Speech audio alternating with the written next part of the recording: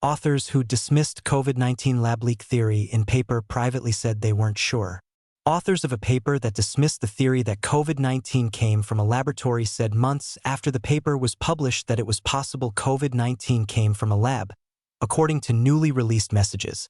Gotta say, some smoking guns starting to appear that I'm not comfortable with, Christian Anderson, one of the authors and a professor at Scripps Research, wrote in a Slack message on June 11, 2020.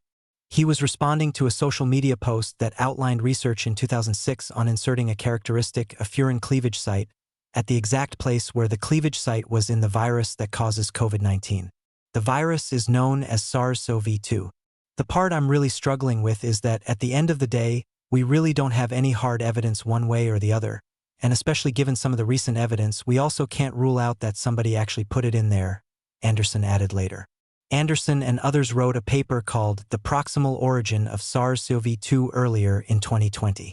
The authors said in the paper that their analyses clearly show that SARS-CoV-2 is not a laboratory construct or a purposefully manipulated virus, and that no lab-based scenario was plausible. The authors publicly said there was no evidence SARS-CoV-2 was engineered, Senator Rand Paul said in a statement on July 21. Privately, Christian Anderson put the odds of a lab leak at 30%. Eddie Holmes estimated 20%, later revised down to 10%.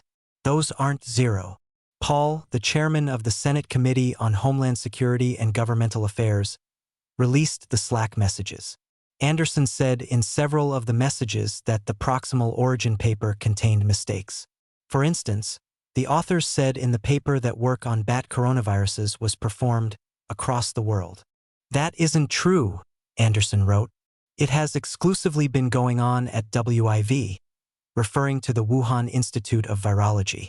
Anderson wrote in other messages in June 2020 that some new evidence on the origins of SARS-CoV-2 was peculiar, that he had shifted to believing lab and natural origins were equally probable, and that our paper was pretty strong in saying there's no way, but I have less confidence in that statement at this stage. He also said that the chances of a lab origin were 30%, while Holmes, a professor at the University of Sydney, pegged them at 20%, before revising that estimate to 10%. Anderson and Holmes did not respond to requests for comment by publication time.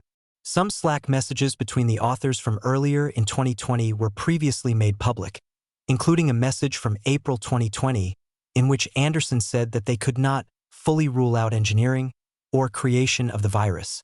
Nature Medicine, which published the proximal origin paper, has declined to retract or otherwise adjust the paper, which is one of the most popular papers in history and was promoted by top U.S. government officials.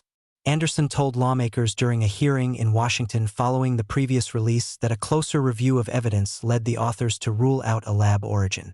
Grant proposal. Some of the messages came after a previously unknown proposal to conduct risky research was released in 2021 by a group called the Decentralized Radical Autonomous Search Team investigating COVID-19. The document, written by U.S.-based EcoHealth Alliance, which funneled money to the Wuhan Institute of Virology, proposed carrying out research to insert a furin cleavage site into coronavirus clones. It really isn't beyond plausibility that someone went ahead and tried some of this stuff. Andrew Rambot, one of the authors of the proximal origin paper and a biology professor at the University of Edinburgh, wrote in a message on September 21, 2021, after the document was made public. We just need to reconvince ourselves it is coincidence. Rambot did not respond to a request for comment. We still have no evidence for in that lab and they must have sequenced it first, Holmes wrote later that day. But it is very striking that a bat-derived with turns up in a city that was on a grant proposing to muck around with in bat-derived. Anderson said that we can't ignore this, and that he needed to get something back to the National Institutes of Health and Dr. Anthony Fauci, a top official at the institutes at the time who had secretly helped with the proximal origin paper.